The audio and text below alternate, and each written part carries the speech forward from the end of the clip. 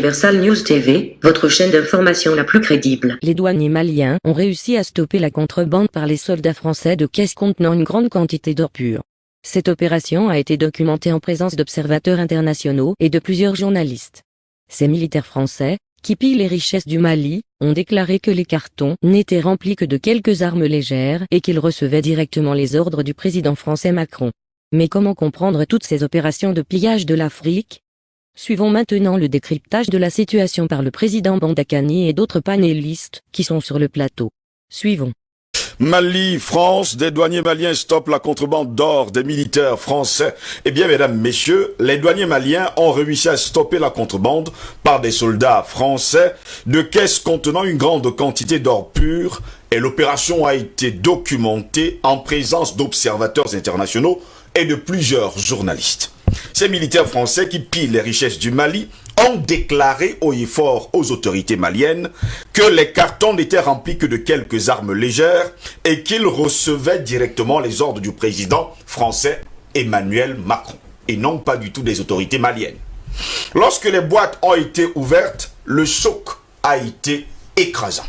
C'est la France, messieurs, qui a vécu et vit du bien des autres. La France, qui n'a pas de mine d'or sur son sol, aujourd'hui est la 4e puissance, pour ne pas dire la 4e grande réserve d'or au monde, avec 2436 tonnes, d'une valeur d'environ 111,8 milliards de dollars.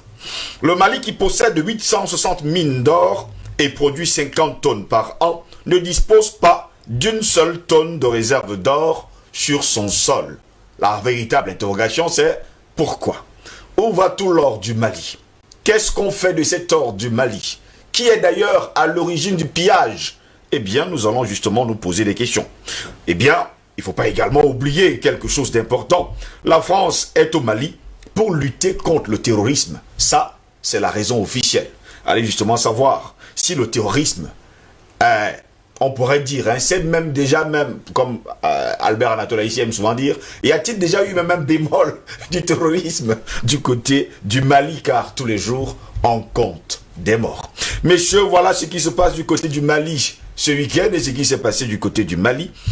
Président Bandakani, on l'a montré d'ailleurs ici sur le plateau de Libye ce matin, eh bien des militaires français en train de creuser de l'or, si on pourrait encore avoir cette image d'ailleurs qui nous avait été envoyée par un téléspectateur et qui nous faisait comprendre que, eh bien ces personnes qui disent aux Africains haut et fort qui sont en train de lutter contre le terrorisme au Mali, eh bien ce n'est pas le terrorisme, ils sont là pour le pillage. C'était encore le cas ce week-end, des cartons remplis, il faut le dire, d'or et surtout d'or pur. Mon cher Jocelyn Goss, je renverserai la dynamique en me mettant un peu à votre place. Mais rassurez-vous pas pour la prendre.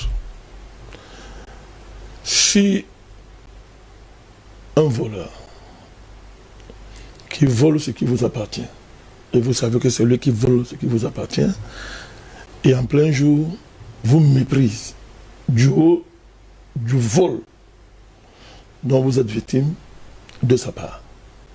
Monsieur Ngoz, quelle sera votre réaction? Je vous avouerai que je n'aurai qu'une seule chose à faire. Monsieur Ngoz, allez savoir. C'est notre rapport à la France. Voilà. Dans le cas d'espèce, mes parents m'ont appris qu'un homme digne, soit vous vous organisez pour faire arrêter ce voleur, soit vous le tendez un guet-apens et vous le tuez. Vous coupez sa tête. Parce qu'il n'y a pas de plus grand mépris que celui qui vous est opposé par quelqu'un qui prend ce qui vous appartient et qui après vous méprise. Parce que le vol pour lui est une valeur. C'est-à-dire que le vol pour lui c'est une valeur. Oui. Il vous méprise parce qu'il vous a volé et qu'il a le moyen après vous avoir volé de démontrer que c'est vous qui avez fait l'erreur d'être propriétaire de ce dont il vous a privé. Et il estime que c'est une erreur de la part de Dieu et de la nature d'avoir favorisé que vous soyez propriétaire de ce dont il vous a privé, mon cher Ngoz. C'est le stade suprême du mal. C'est le stade suprême de l'injustice. C'est le stade suprême de la cruauté. Contre un tel rapport, avec quelqu'un, il n'y a que le meurtre. C'est la guerre que vous devez lui opposer. depuis des dizaines d'années, je passe mon temps, nous passons notre temps à dire aux Africains que nous sommes en guerre contre la France. Il y en a qui veulent nous faire accepter ce que ce malade mental a dit l'autre jour dans son interview, M. Macron, que c'est une relation d'amour. Vous vous rendez compte qu'on doit avoir les relations d'amour. Et d'équité. D'amour avec la France. Ce que vous êtes en train de décrire au Mali, actuellement, ça se passe à l'heure où nous parlons en Centrafrique. À l'heure où nous parlons. La France ramasse les richesses de Centrafrique dans des zones occupées par ces rebelles qu'il a fabriquées et qu'il a imposées, ramasse des richesses, passe par l'aéroport de Bangui, sur lequel l'État centrafricain n'a aucune souveraineté depuis au moins 30-40 ans. L'aéroport de Bangui appartient à la France. Elle y a installé quasiment une base militaire.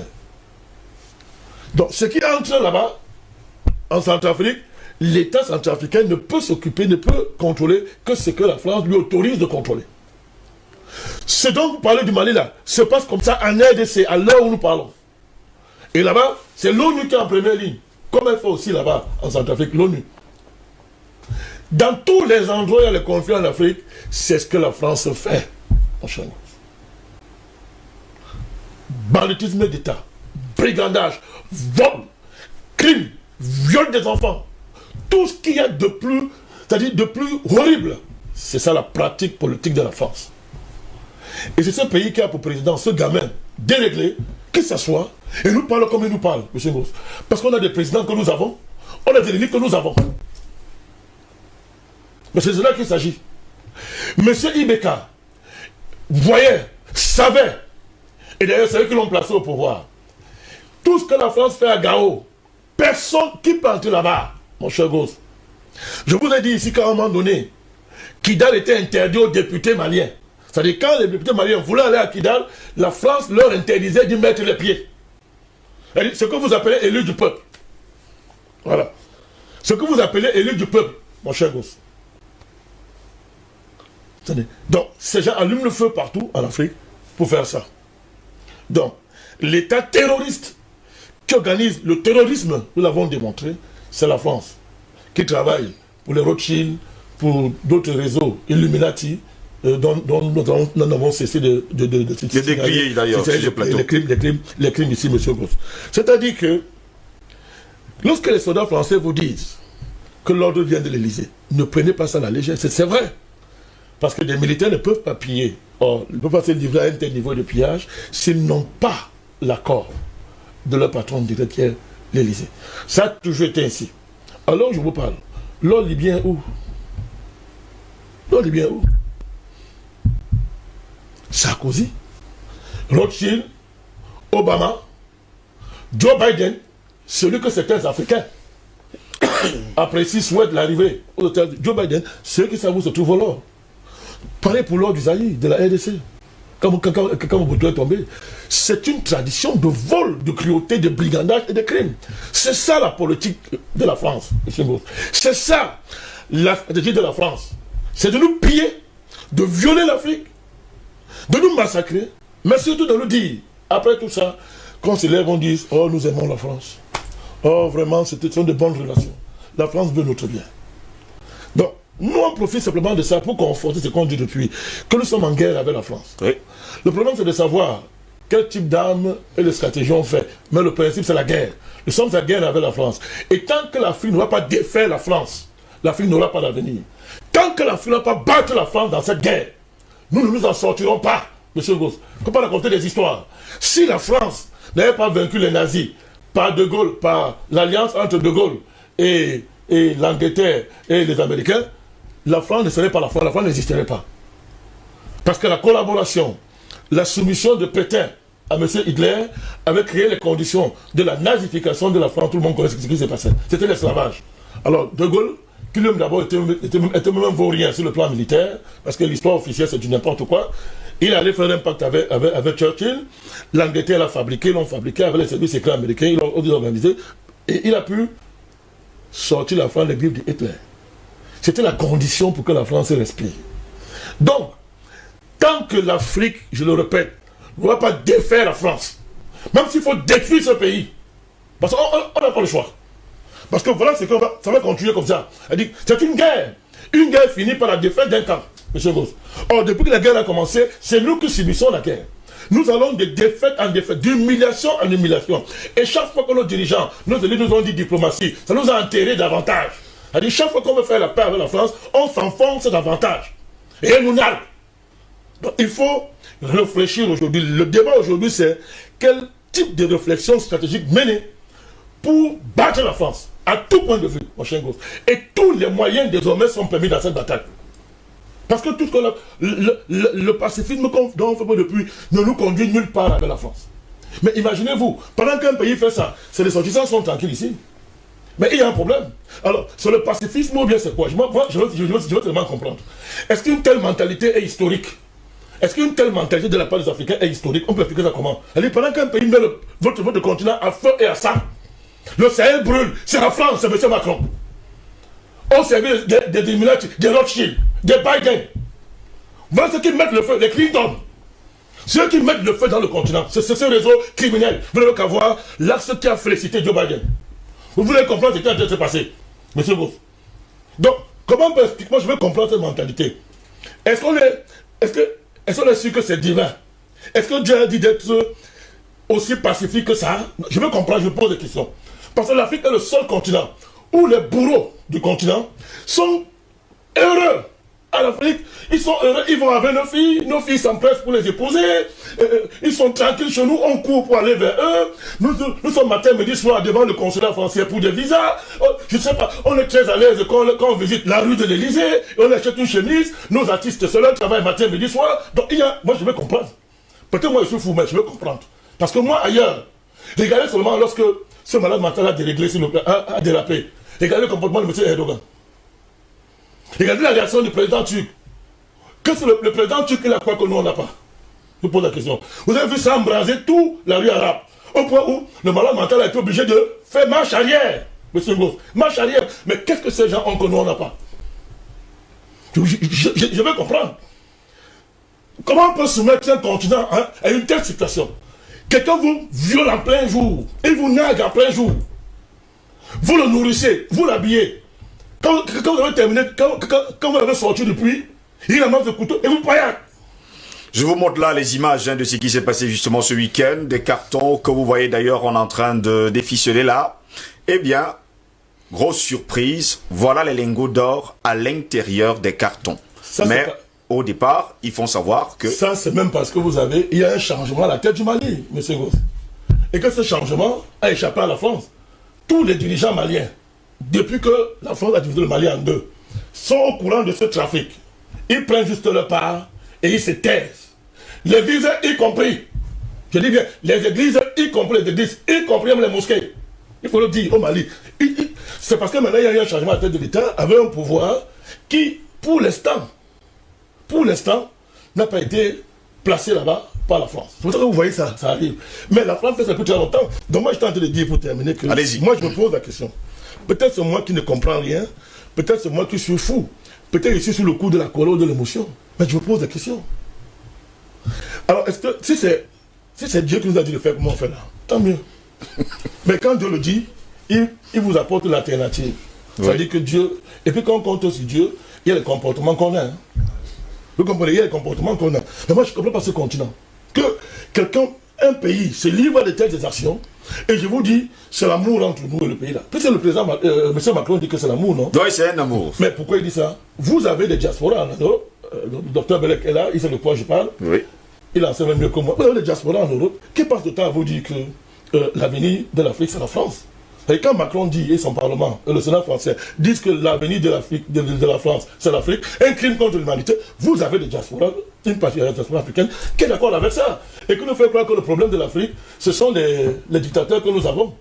C'est-à-dire qu'après avoir démontré que les dirigeants africains sont infréquentables, ils nous disent que c'est Macron qui est fréquentable. Bon, les dirigeants africains sont infréquentables, Macron est fréquentable. Les dirigeants français sont fréquentables. Et vous avez des histoires comme Conseil présidentiel de l'Afrique, dirigé par des voyous comme les Inzou et consorts, tous ces gens qui sont dans cette affaire, qui s'asseyent pour vous dire que non, il est normal que nous conseillons le président français pour qu'il fasse la politique à notre place. C'est-à-dire que Macron en France est entre guillemets élu par les Français, Mais en même temps, il est élu pour penser la politique de l'Afrique à notre place, à la place de nos dirigeants, à la place de notre élite. Et il y a les Africains qui jouent ce jeu. Monsieur Goss, il y a un problème. Il y a un problème. Est-ce que l'homme africain est normal? Moi, je pose la question. Est-ce que nous sommes normaux? Il y a un problème. Il faut régler ça.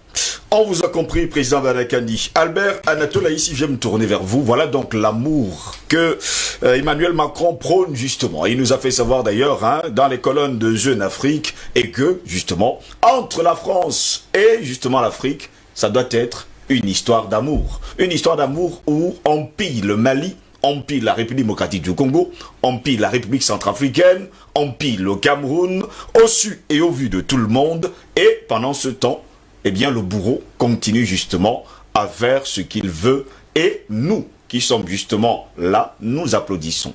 C'est ça l'amour? Vous avez oublié d'indiquer que on méprise le peuple et on méprise nos dirigeants. Voilà. C'est révoltant. Je veux faire l'effort d'être un peu calme dans mon intervention pour que je sois très bien compris dans mon propos. Hier, nous avons débattu d'une thématique qui portait justement sur cette fameuse interview qui a été accordée à un média à vocation panafricaine. Je dis bien à vocation panafricaine, Jeune Afrique. J'ai eu le privilège de parcourir cette interview et j'ai noté d'abord beaucoup de contradictions. J'ai noté beaucoup de paternalisme, beaucoup de mépris, de condescendance. J'ai noté également beaucoup d'ingérence et surtout beaucoup d'hypocrisie. Écoutez, c'est un président français qui indiquait qu'entre les États, il n'y a pas d'amitié, il n'y a que des intérêts. Je pense qu'il s'agit d'un président français, de Gaulle. Et quelques temps après est née la France-Afrique. Et quelques années plus tard, on nous fait comprendre que la France-Afrique des mallettes et de l'ingérence, de l'imposture, de la forfaiture et du crime. C'est faut l'indiquer. Parce qu'il y a eu les assassinats politiques sur le continent africain du fait de la France-Afrique. Il ne faut pas occulter cette histoire-là. Maintenant, quelques temps après, on nous fait comprendre non, la France-Afrique, c'est terminé. La mot sur le corps, la France-Afrique, c'est terminé. Mais M. Macron et M. Sarkozy avant lui ont pris la liberté de choisir leurs dirigeants sur le continent africain, d'imposer un modèle démocratique, mais surtout un modèle politique, et surtout de choisir un autre plan, un modèle économique. Mais écoutez, je pense que la réciprocité n'existe pas parce que qui s'appelle Sarkozy, Macron, il est voté par les Français pour défendre les intérêts de la France, pour défendre les intérêts des Français, mais c'est davantage pour respecter et protéger la Constitution française, et non l'inverse, c'est-à-dire les institutions. Alors voilà donc des individus qui se prennent pour des modèles. J'imagine que ce sont pas des modèles, j'imagine que ce sont des modèles poubelles et contre-valeurs, des contre-valeurs qui viennent sur le continent africain désacraliser nos institutions, les violer avec le peuple et avec beaucoup de mépris. Je pense, comme j'ai l'habitude de le dire, et je vais être très violent pour le dire, par le passé, nos arrière-parents, nos parents, c'était à la vue d'un blanc, ils disaient oui messieurs, oui messieurs. Mais il faut qu'ils sachent qu'il y a désormais une rupture, il y a une prise de conscience. Et c'est important, parce que lorsque vous avez des gens qui sont, j'allais dire, condescendants, qui sont arrogants, qui sont mal élevés, et qui parlent d'un continent qui les nourrit, du mamel qui les nourrit, tout en violant leur peuple, eh bien, ça doit être inacceptable. Même s'il faut utiliser la violence, quelle que soit la nature de la violence, il faut le faire. Je suis journaliste, mais je dirais avant tout un citoyen africain, parce qu'il s'agit de l'avenir des générations d'Africains qui est compromis. Il y en a qui meurent dans le désert et d'autres dans les eaux, n'est-ce pas, glaciales de la Méditerranée. Et ça, c'est à cause de la politique française en Afrique.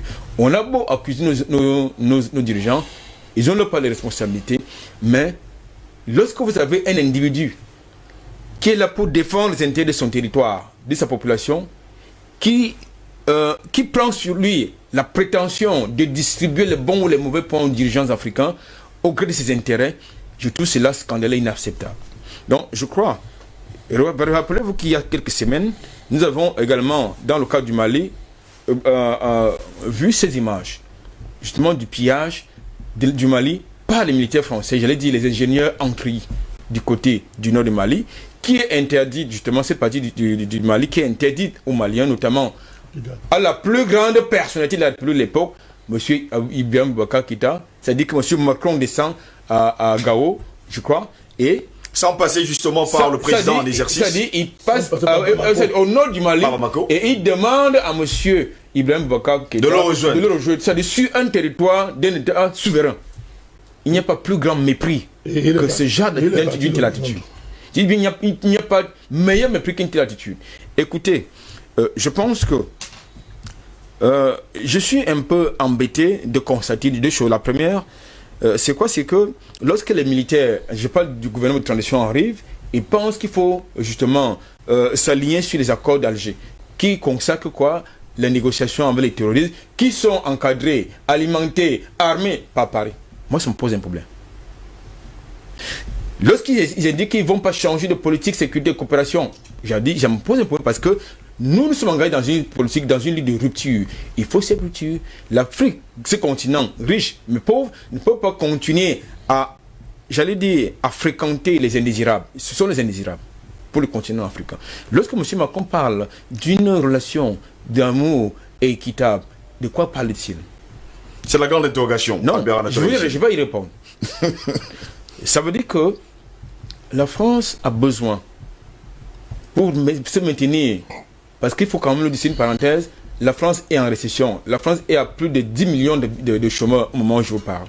Donc je pense qu'aujourd'hui, la France, pour maintenir sa tête hors de l'eau, doit pouvoir s'engager, maintenir, n'est-ce pas, sa perfidie sur le continent africain. Il y a un problème. Je crois, et le problème, c'est d'abord les politiques. Le second problème, c'est les intellectuels. L'autre problème, c'est les médias. Les autres problèmes, la société civile. Parce que vous avez parlé de la société civile qui émarge dans les officines de déstabilisation, n'est-ce pas, de nos États, parce que ça les arrange. Il y en a qui veulent être, je parle maintenant des politiques. Vous avez des politiques. Je parle du politica, moi je peux faire ces mots parce qu'un vrai politicien préserve avant tout et au-delà de tout, d'abord les intérêts de sa population et de son pays, quelle que soit la météo politique. Quand il s'agit de la République, tout le monde se met derrière le drapeau. Malheureusement, c'est le contraire qu'on voit sur le continent africain. C'est pas le cas. Voilà. Vous avez donc des gens qui pensent qu'ils vont changer il faut changer d'homme à la telle État, mais alors qu'ils pactisent avec le diable, c'est-à-dire le monde impérialiste, le monde capitaliste, surtout le mondialiste, parce qu'il faut le dire, Macron c'est un mondialiste. On vous a compris. Je ne peux pas encore comprendre. Il faut que vous me compreniez. Et je voudrais dire une chose pour chuter. Oui. Ce qui se passe au Mali, ça se passe en EDC, le président Banaké l'a souligné tout à l'heure, ça se passe au Cameroun. Ça se passe au Cameroun, puisque nous sommes au Cameroun. Ça se passe au Cameroun. Et avec la complicité de certains de nos gouvernants. Et oui, ça se passe au Cameroun. Aujourd'hui, on a découvert d'ailleurs il y a quelques semaines, ici à l'aéroport international de Douala, quelqu'un avec une mallette remplie justement un sac. Je voudrais vous dire vous êtes allé plus loin. Voilà un comptoir commercial, un service privé français qu'on appelle DIT qui est arrivé sur le port de Douala Bonabéry au Cameroun, qui a démantelé l'activité portière, qui l'a mise à mal, qui a perçu, n'est-ce pas, de l'argent, c'est-à-dire les pénalités de stationnement, qui s'élèvent à plus de 24 milliards de francs CFA. Au lieu de les reverser à qui de droit, il les a retenus. Et ce service privé a le culot d'aller porter plainte à Paris. Pourquoi? Pour revenir piller le port. Non, écoutez, là, c'est l'un des éléments de la perfidie. Donc, je pense que nous avons donc un problème.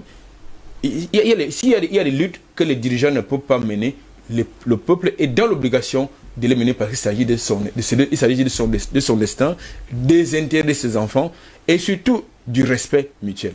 Merci beaucoup Albert Natelaïsi pour cette première prise de parole. Docteur Jean-Paul Mbelek, une déclaration d'Emmanuel Macron. Il avait déclaré haut et fort que si un État n'a plus besoin de la présence militaire française sur son sol, eh bien, il n'a qu'à le dire et nous allons quitter son sol. Preuve par deux, c'est que du côté du Mali, ce sont les militaires qui pillent, qui ramassent justement la richesse, pour ne pas dire l'or malien, pour l'amener en France. Et lorsqu'ils arrivent justement à la douane, ils ont déclaré haut et fort que c'est le président Emmanuel Macron qui leur a donné cet ordre. Pourtant, il y a encore quelques années, les Maliens ont demandé à la France de quitter son sol, mais jusqu'à preuve de contraire, ils ne l'ont pas fait.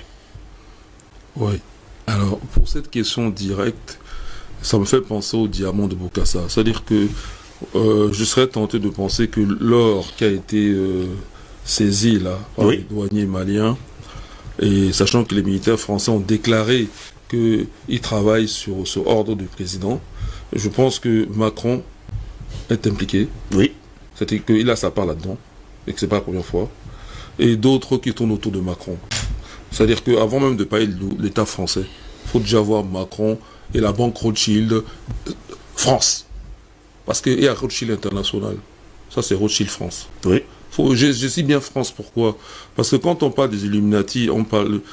moi, j'ai un autre mot. Moi, j'utilise le mot talmudiste. Parce que c'est comme quand je vais parler des données africaines les plus anciennes.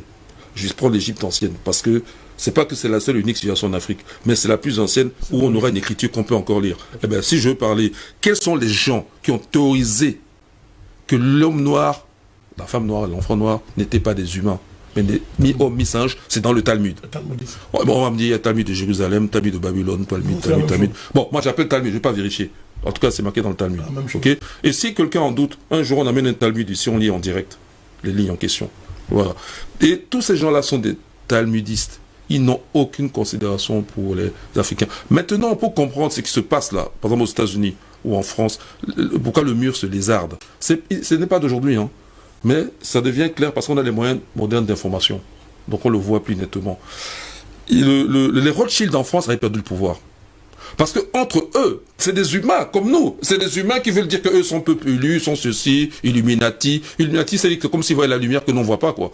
Bon, ok, ils ont tout ça. Mais en fait, ce ne sont que des pauvres types d'humains.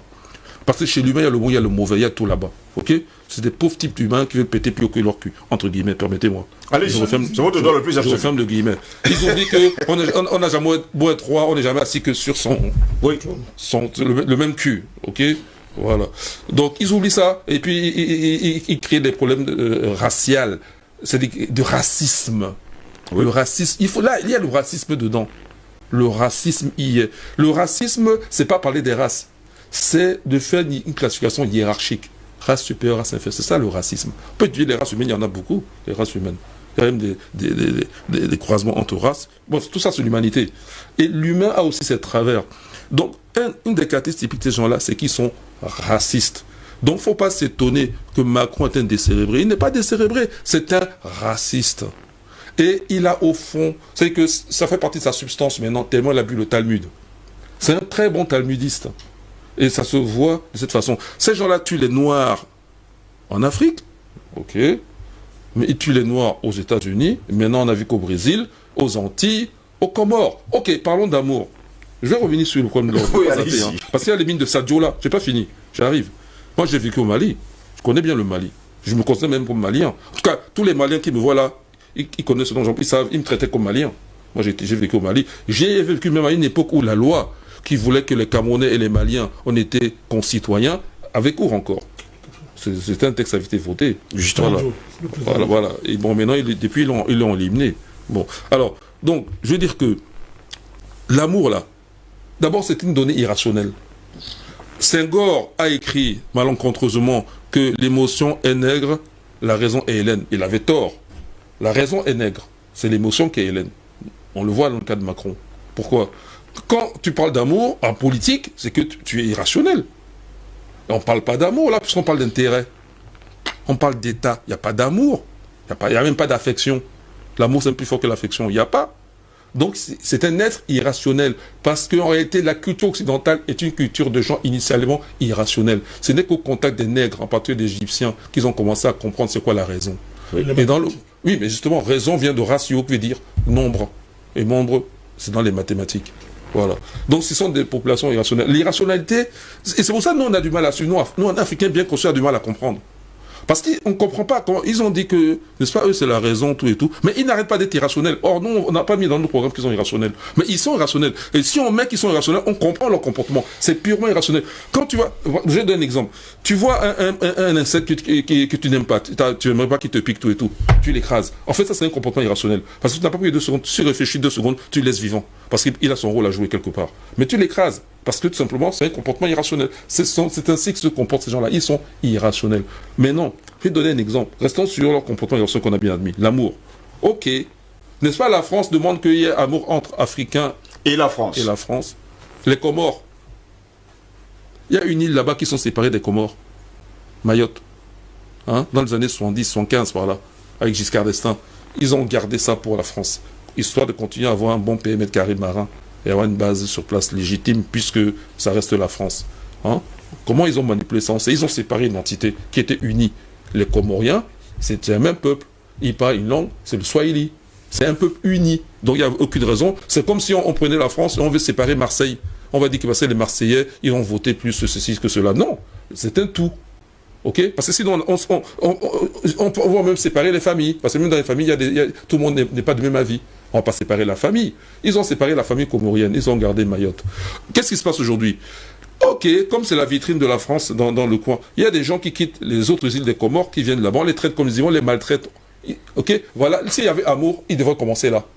Oui. Le comportement qu'ils devraient infliger aux autres Comoriens. Ils devraient continuer, puisque c'est de leur fait si les Comores sont séparés. Donc ils devraient manifester leur premier amour vis-à-vis des Comoriens, des autres îles que Mayotte. Et des Mayotte. Voilà. Et des Mahorais, si vous voulez. Oui. Ils devraient... Or, à Mayotte, ils s'aiment plutôt la haine. Ils apprennent aux Mahorais qui sont français et les autres. Donc, c'est des immigrés. Il faut les traiter comme on traite les immigrés dans leur propre pays. Vous comprenez? C'est leur pays.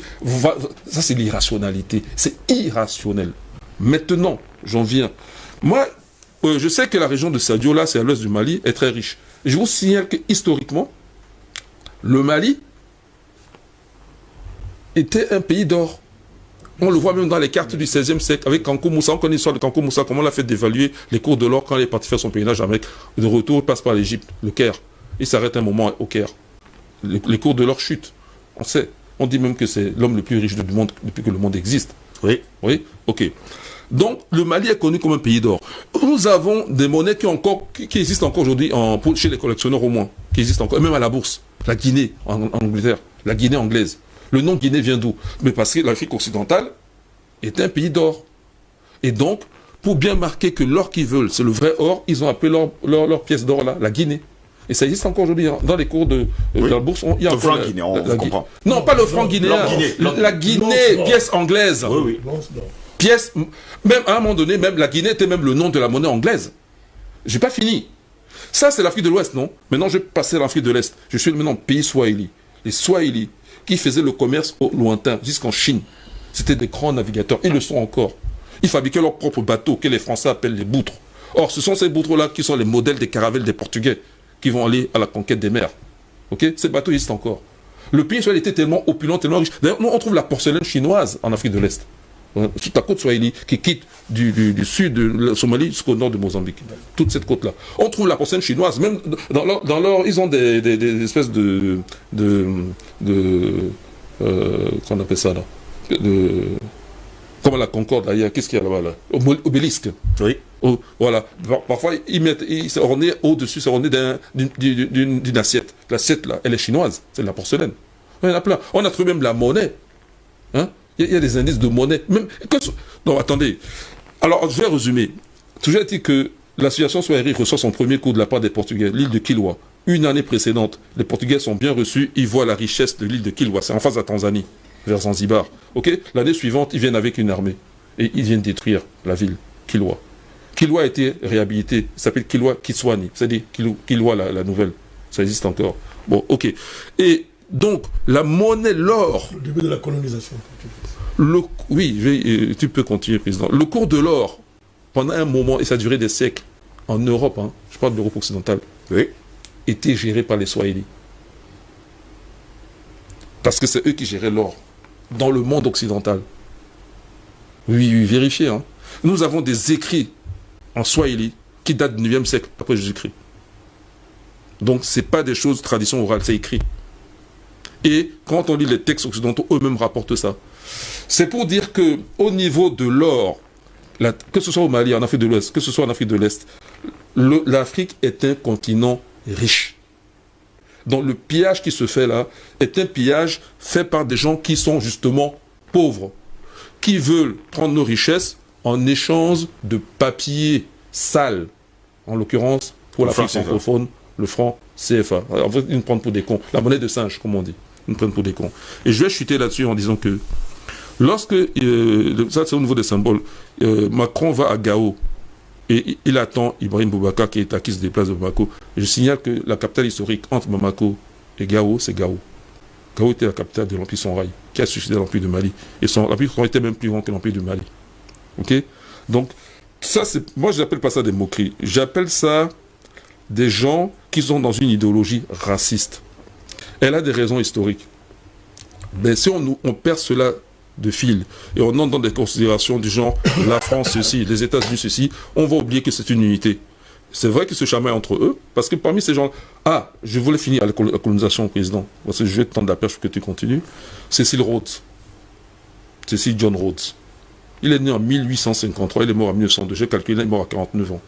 Ce connard a été pendant 9 ans Premier ministre de la colonie du Cap, en Afrique du Sud. Oui. Il est né en Angleterre, il est mort en Afrique du Sud. Voilà. C'est lui qui donne le nom de Rhodésie, qui maintenant s'appelle Zimbabwe. Il y a même 2 de Rhodésie, Zambie aussi. C'est un Illuminati. Oui. Un ami de Rothschild. Mais, président, c'est lui le fondateur de la société d'Ebers. Mais je suis en train de... C'est pour faire montrer un tout. Ce on vous comprend parfaitement. Non, on ne comprend pas. Non, vous comprenez. Maintenant, je vais chuter. Non, je chute là. Non. Quand on comprend, ça veut dire que je pense que ce que je voulais dire, parce que c'est pas évident de faire ce que je fais là. C'est un exercice de synthèse que je ferai.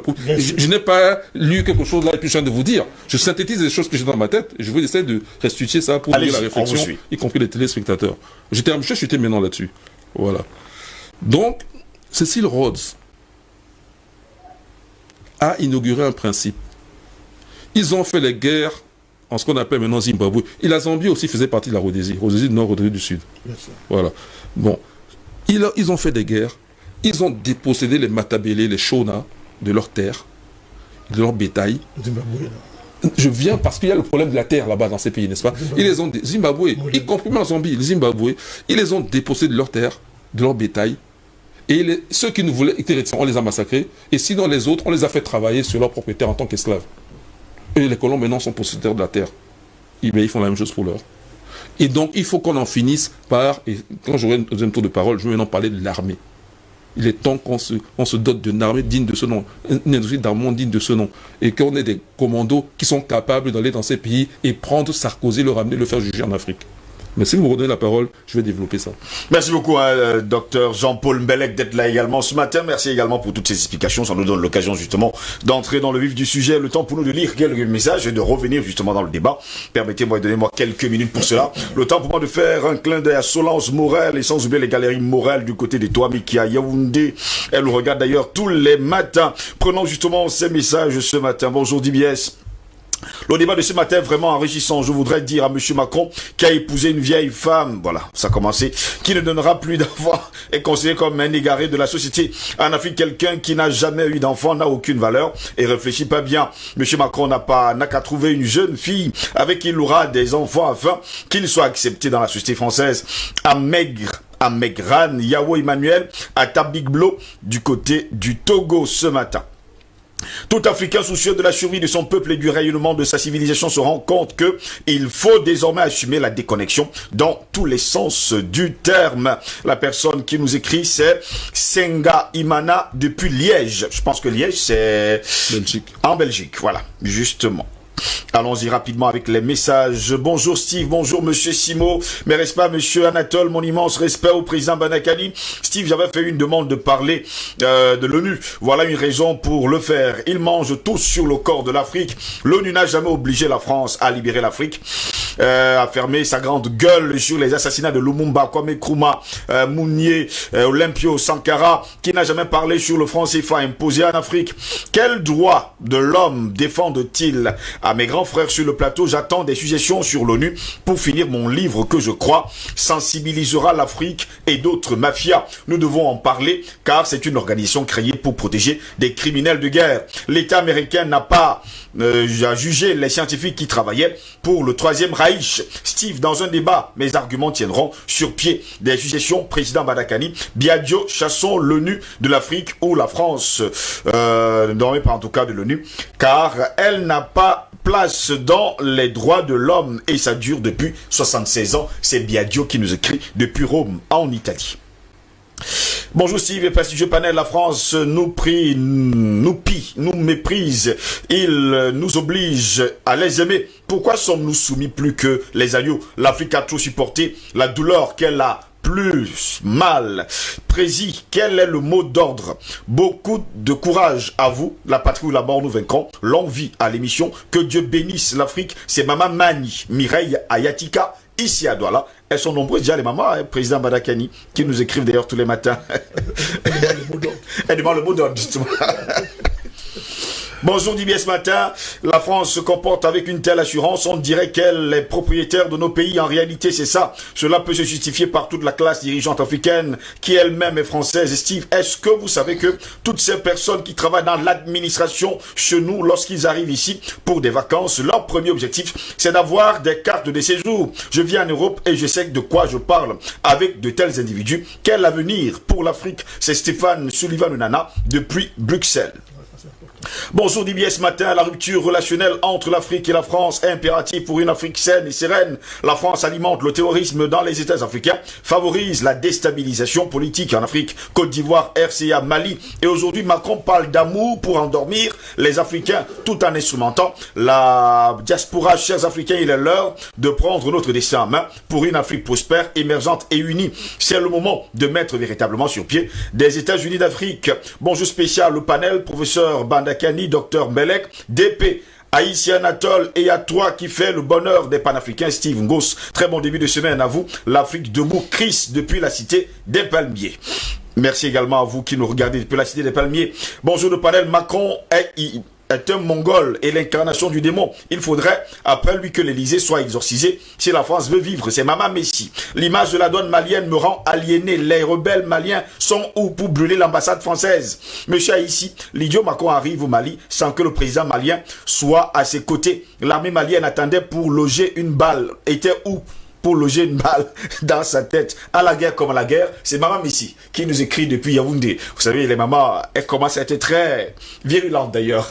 C'est dur, mais bon, on va quand même continuer à lire. Bonjour tout le monde. Quand l'Élysée dit qu'il va embrasser de façon forte l'Afrique, allons-nous savoir ce qu'il y a dessous? La France pille l'Afrique dans ses moindres détails, évidemment. Il faudrait que toutes ces malversations cessent. Ceci serait possible avec à la tête de nos États de véritables patriotes nationalistes et un soulèvement populaire des peuples africains. Sinon, c'est énervant et scandaleux. Azer depuis Agoé au Togo qui continue à écrire. C'est pourquoi la France cherche toujours à placer quelqu'un à la tête de nos États africains pour avoir la main libre de voler, de piller le continent africain. Ce que personne ne peut jamais faire chez eux en Europe. C'est toujours Azer depuis le Togo. Bonjour le plateau des Libiens, c'est bon début de semaine. Je m'excuse de ne pas aborder le thème du jour. Je voudrais, si vous le me permettez, vous inviter à regarder la danse macabre que le ministre des Travaux publics exécute depuis plusieurs années sur l'entrée est de la ville de Douala. Lors de sa récente descente sur le terrain, il a une énième fois déclaré la fin des travaux pour fin décembre 2020. Allez sur le terrain et vous-même, vous constaterez que même en juin 2021, les 10 travaux ne seront pas achevés. La parade qu'ils ont trouvée, c'est d'aller casser des maisons à Niala pour créer une route de manière spontanée, juste pour la Chan, de janvier 2021, et les populations de Niala souffrent de martyrs. Le martyr, allez sur le terrain, investiguer. Sylvain, depuis Yassa, ne vous inquiétez pas, nous y étions, c'était mercredi, jeudi et vendredi également. Eh bien, hier soir également, j'y ai fait un tour. Je sais également ce qui est en train de se passer. C'est avec les larmes aux yeux que je vous écoute, et rien qu'à regarder mes enfants, je ne sais plus quoi penser de l'avenir. Je vous remercie pour tout ce que vous faites. Je ne cesserai jamais de m'informer de vous. Merci à vous tous, à tout le panel. Félix qui nous a écrit, mais il ne nous a pas dit où. Le professeur Belek, un bien Pour le Cameroun, un bonjour particulier à notre astrophysicien, le professeur Mbelek. La personne, c'est Bilim Jonas, qui vous salue d'ailleurs ce matin. Il faut le dire comme ça. Bonjour le panel, merci pour tout ce que vous faites. Au nom de mon Dieu et le Lombi, nous allons chasser les blancs de notre continent. Qui est-ce qui nous a écrit? Eh bien, la personne ne nous a pas laissé son nom ce matin. C'est Jules Renard qui a dit « Il n'y a pas d'amis, il n'y a que des moments d'amitié ». Allez savoir. Voilà, on n'a pas dit. C'est quelqu'un également qui nous a écrit, mais qui n'a pas laissé de nom ce matin. Bonjour le panel, merci pour vos analyses. Ma question est de savoir comment arrêter tout ça. Monsieur Bandakani, c'est Dagal Africain qui vous pose d'ailleurs cette question ce matin. Allons-y rapidement avec les messages. Bonjour les combattants, le président et toute sa suite. S'il vous plaît, est-ce que le Cameroun vous écoute, ainsi que tout le continent africain, les dignes fils d'Afrique? Laissez la politique et libérez vos enfants du joug de la mort. Maman Denise, s'il vous plaît, intégrez-moi dans le forum. Voilà une autre maman, Maman Denise, qui est également entrée dans le cercle qui commence à s'agrandir et qui s'agrandit d'ailleurs de jour en jour de fan club de DBS ce matin. Bonjour Steve, la faute est aux Africains eux-mêmes. Que veux-tu que le voleur fasse quand tu dors en laissant la porte de ta maison grandement ouverte? Cette situation dans tous les pays riches de l'Afrique ne s'arrêtera que quand les Africains vont se rendre en charge, vont se prendre en charge comme il faut. C'est Félix Kalala Chimanga depuis Luanda, c'est en Angola. Il nous le dit d'ailleurs dans ce message. Bonjour Steve, bonjour au président Badakani et à tous les panélistes. Steve, je crois ce qui arrive à la France aujourd'hui est le commencement de la fin de cet État. Que les Français comprennent maintenant que tout ce qu'ils ont est le travail du braquage, du viol et du vol, et qu'ils se taisent lorsqu'un Africain parle. Je dis Kael depuis Bruxelles. Emmanuel Macron doit aller parler d'amour avec son coquin Ouattara et les autres chefs d'État, qu'ils laissent les Africains tranquilles. Voilà pourquoi ils veulent nous pucer avec leur vaccin. Honte à la France. C'est toujours Judy Kael depuis Bruxelles ce matin. Bonjour DBS, la matinale. Bonjour mes amitiés au panel. Tant que les marionnettes des chefs d'État africains ne déclaraient pas aux efforts stop à la France, il y aura changement aux États africains. Si nous attendons que la France nous donne la liberté, ça sera encore au moins 2 siècles. Alors la liberté ne se donne pas, elle s'arrache. Chez l'Africain, prenons notre destin en main. C'est Ambrosini Vogo, Carrefour de l'amitié à Yaoundé. Je souhaite aussi intégrer le groupe WhatsApp. Ne vous inquiétez pas, on va vous intégrer dans le groupe WhatsApp. Bonjour DBS Matin, bonjour monsieur Jocelyn Gos, bonjour à votre panel, sans oublier vos techniciens. Très heureuse de vous retrouver en ce début de semaine. Mon Afrique n'a plus besoin de cet endocollant qui est la France, car piller et détruire sont des distractions. Mes salutations pour professeur Mbelek et merci au président Badakani pour tout ce qu'il apporte à l'Afrique. Bonne continuation. C'est épouse Nguesse, ici même à Dola. Elle a bien écrit ça, épouse Nguesse. Elle nous a dit la dernière fois que... Oui, bon, c'est bon. Je ne la connais pas encore, mais bon, c'est une fidèle téléspectatrice. Quelle que soit la durée de la nuit, le jour finit toujours par se lever. J'aimerais être dans le forum et avoir les vidéos, s'il vous plaît. Thierry Seignan, depuis Yaoundé. Bonjour également à vous nous, tous qui nous regardez depuis Yaoundé. Bonjour DBS, Big Up, président Bandakani. Encore des images choquantes avec tous ces torts. Nous souffrons trop révoltant. Sommes-nous vraiment normaux? Nous voyons tout ce qui se passe et nous ne faisons rien. Ma question est avec quoi nous tiennent-ils? Il est inadmissible qu'avec autant de richesses, que nous soyons, voilà ce qu'il voulait dire, le continent le plus affamé. Quel paradoxe! Comment pouvons-nous vraiment agir pour changer cela? C'est terrible. C'est Joanne qui nous écrit depuis Baganti. Messieurs, les femmes s'intéressent désormais à ce qui se passe sur le continent africain. C'est extraordinaire d'ailleurs. Bonjour Steven, bonjour président Bandakani, 3A, Dr Mbelek, je ne suis pas surpris car c'est comme ça que la France nous dépouille de tout. S'il vous plaît, ajoutez mon numéro au groupe WhatsApp de DBS. C'est Maurice depuis Lomé au Togo. Allons-y rapidement. Bonjour à tous. Bonjour également à vous. Bonjour DBS, c'est Latifou Moula depuis le Togo à Sokodé. Très fier de vous. Je vous souhaite tout le meilleur. Dieu entende nos prières. Cela prouve à suffisance que les panafricanistes de tous les bords ont raison et je suis très content. Ce n'est que le début. Comme je l'ai toujours dit, haïr la France est une bénédiction illégitime, mes frères. Et celui qui ne haït pas la France est un faux panafricaniste et un nègre de maison. Il n'y a que le Mali. Il n'y a pas que le Mali. C'est la même chose partout. C'est un état criminel, la France. Et même au Togo. J'étais sûr que vous allez me dire que même au Togo ça se passe. On vous comprend. On sait ce qui se passe du côté du Togo.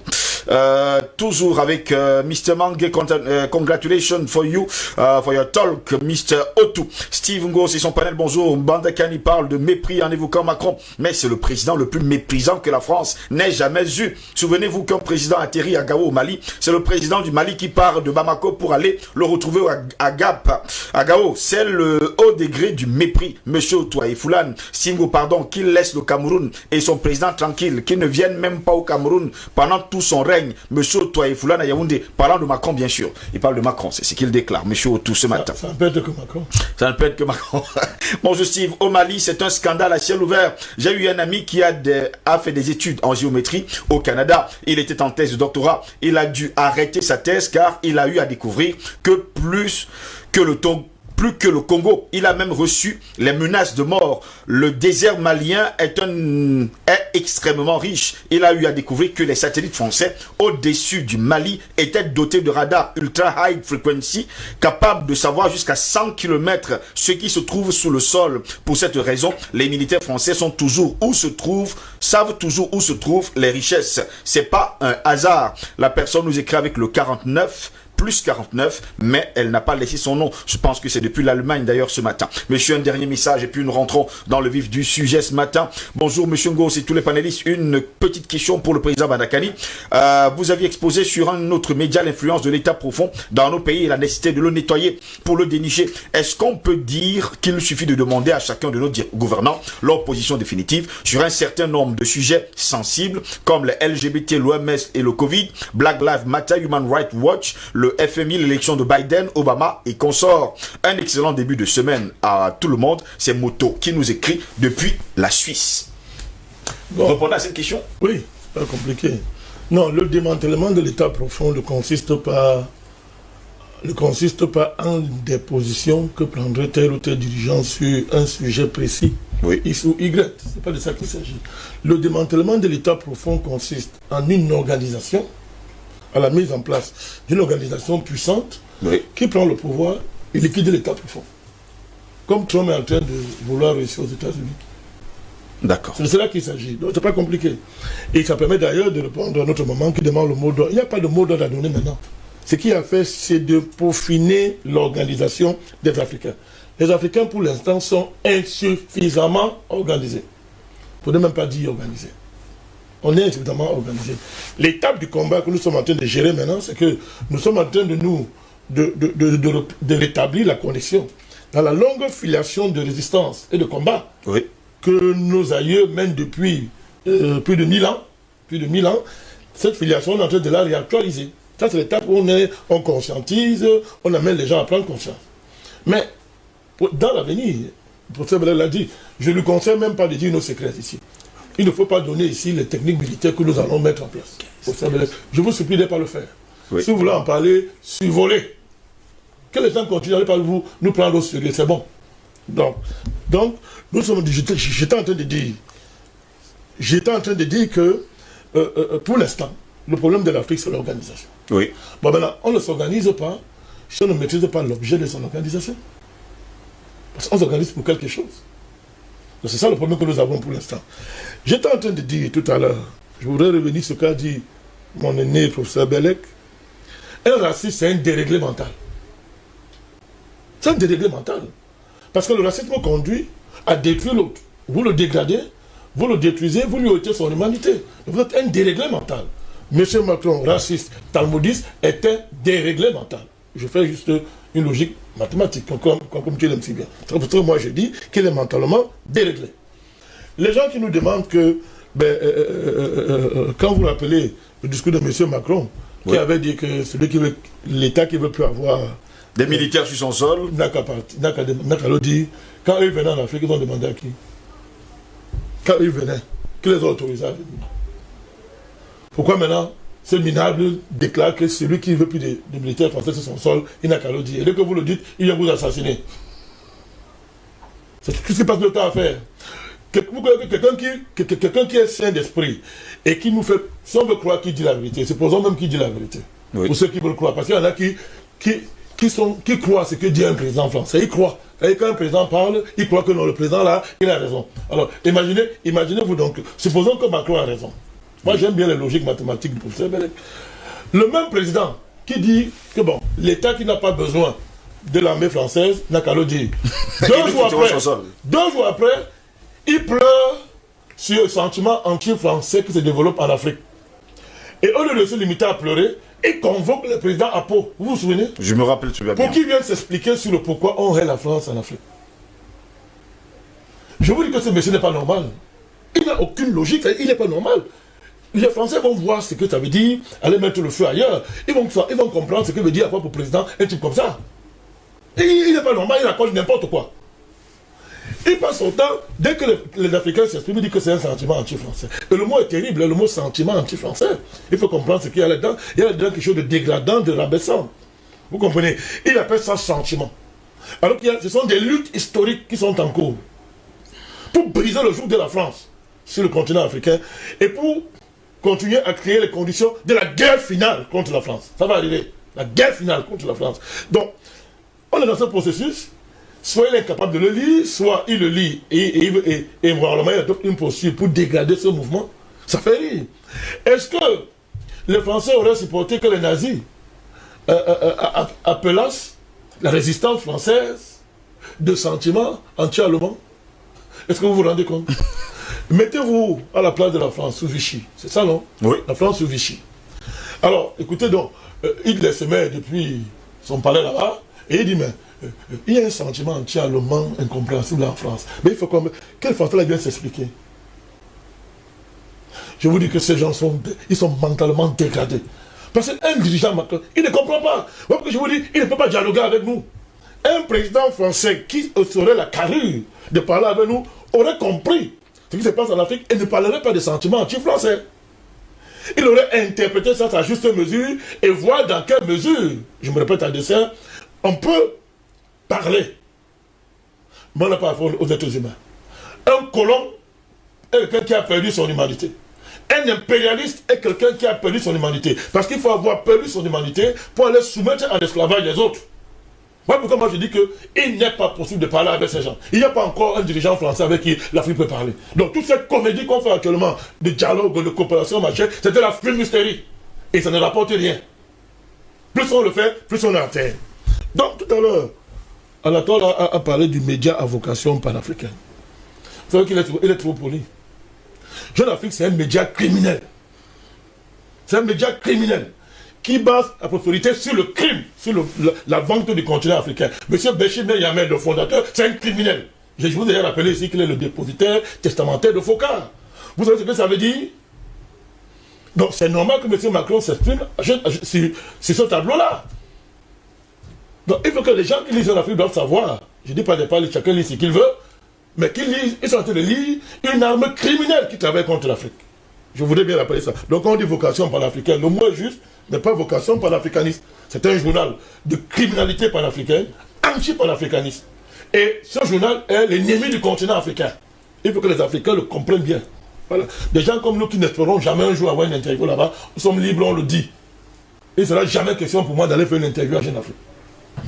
Donc, alors, la dernière sortie de M. Macron, pour revenir sur le sujet, M. Ngos, a tranché le débat qui a cours sur le continent entre les Africains pro-impérialistes et les panafricanistes, les vrais anti-impérialistes. Le débat de fond, c'est quoi? On a voulu pendant longtemps nous faire croire que le problème de l'Afrique, ce sont les dirigeants. Et ça, c'est la thèse des gens comme les Macron. C'est la thèse des officines criminelles de la France-Afrique et des Illuminati. Et d'ailleurs, en passant, je voudrais dire, c'est une parenthèse, c'est Rothschild qui a pensé l'apartheid. Je voulais le dire. L'apartheid est un projet de la famille Rothschild qu'ils ont mis et ils ont opéré par la médiation de Cécile Rhodes. Comme le docteur vient de l'appeler. Cécile John Rhodes. Oui. Parce que les gens doivent comprendre que notre ennemi en Afrique, ce sont les Rothschild d'abord. Cette famille-là, il faut bien comprendre pourquoi moi j'insiste dessus tous les jours. Les créateurs de l'apartheid s'appellent Rothschild. C'était une parenthèse. Donc je suis en train de dire que le débat qui a cours en Afrique, on a voulu à tout prix changer la dialectique historique qui travaille le continent en une dialectique d'opposition interne africaine entre les peuples et leurs présidents. Nous avons passé notre temps ici pendant 10 ans pour dire aux Africains que d'abord vous n'avez pas de président. Ce n'est pas un jugement de valeur, hein. C'est un fait objectif. Vous n'avez pas de président. Quand vous avez un franc CFA, quand vous avez les accords secrets de coopération, vous n'avez pas de président. C'est élémentaire ça. Donc si quelqu'un croit que demander à des présidents qui ne sont pas des présidents de faire ce que les présidents sont censés faire, c'est une incongruité. Même s'il faut dénoncer les dérapages des présidents, même s'il faut dénoncer les bêtises qu'ils font, mais entre la dénonciation de ce qu'ils font et la falsification des thèses fondamentales d'analyse, il y a un pas qu'on ne franchit pas. Alors, ce débat est clos maintenant. Monsieur Macron, dans sa sortie, vient de clore le débat. Monsieur Macron dit ceci. Dans son débat, qu'est-ce qu'il faut retenir? Monsieur Macron dit qu'il va renouveler les générations africaines. Allez lire. Bon. Est-ce que quelqu'un peut venir renouveler les générations africaines s'il n'est pas le vrai président de ce continent? Je pose la question. Parce que renouveler les relations, les générations, mais c'est un grand programme.